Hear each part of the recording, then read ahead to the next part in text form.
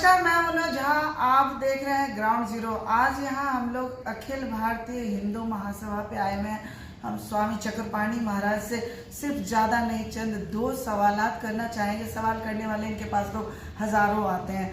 मेरा स्वामी जी से एक सवाल है, जो आगामी विधानसभा जो चुनाव आ रहा है, तो हमारे हिंदू महासभा की तरफ से आपके लिए आप उन लोगों को क्या पैगाम देना चाहेंगे, जिससे कि राजनीति में कुछ सुधार भी आए और लोगों को समझ में भी आए। एक हिंदू एक साथ मिलकर अगर कुछ करे तो बहुत कुछ हो सकता है। देखिए, हमारी मांग तो इसे कई है और सनातन और हिंदू राष्ट्र के लिए है। और सबसे पहले तो मैंने वो किया है कि अब देश की जनता वे चाहती है।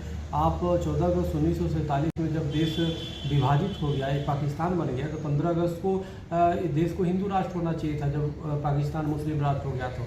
लेकिन उसके बावजूद भी यहाँ पे वक्फ बोर्ड बना दिया गया। हिंदुओं को कोई अधिकार नहीं, और इसी देश में मुस्लिम तुष्टीकरण की आज भी पराकाष्ठा है। तो ये मेरा मानना है कि निश्चित रूप से एक तो सनातन बोर्ड की स्थापना के लिए भी 16 तारीख को कार्यक्रम है। तो मेरा मानना है कि एक तो सरकार, अगर बीजेपी है, अगर सनातन बोर्ड की स्थापना कर देती है और संतों को अधिकार देती है सनातन धर्म को पूरी तरह व्यवस्थित करने के लिए, तो निश्चित रूप से बीजेपी है। अन्यथा और भी गोरक्षा केंद्रीय कानून बनाने की बात है। इन सब मुद्दों पे अगर जो केंद्र सरकार, चूँकि बहुमत की 10 साल पूर्व बहुमत की रही, अभी भी सरकार है, तो इसलिए मेरा मानना है कि सरकार इन हिंदुत्व और सनातन के मुद्दों पे कार्य करे तो समर्थन करेंगे, अन्यथा हम विकल्प तो अपने तरफ से अभी फिलहाल कोई नई ऐसी दिशाएं जो हम देश और समाज के जनता को देना चाहें, जिससे कि विकल्प बहुत ही कारगर होगा। जैसा कि हिंदू महासभा बहुत एक स्ट्रॉन्ग शक्ति के रूप में उभर करके आ रही है, तो इनका नई रणनीति कहिए या नई दिशाएं कहिए, वो किस टाइप से? देखिए, मैं आपको बताना चाहता हूँ, शायद आपको पता भी होगा कि राम मंदिर वर्तमान में बना है, उसका पूरा जो मेहनत है वो हिंदू महासभा का है। 49 से केस लड़ रही थी। वर्तमान में अभी भी जो निर्णय आया है वो हम चूँकि पक्षकार थे, मेरा धर्म के आधार पर उनको मजहब के आधार पर आरक्षण दिया जाए, और हिंदू जो है हम आपस में ही बटे हुए।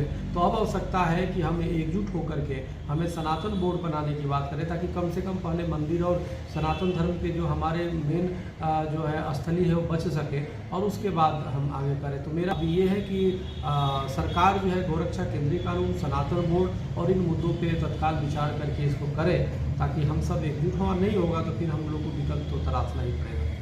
बहुत अच्छी बात कही है महाराज जी ने कि अगर हम अपने मकसद में बिल्कुल ही डट के खड़े रहेंगे तो वो दिन दूर नहीं है कि हमारा देश फिर से उसी हाल में होगा जिसकी हमने कल्पना की थी, जो हमने पहले देखा था। Thank you so much. Ground zero से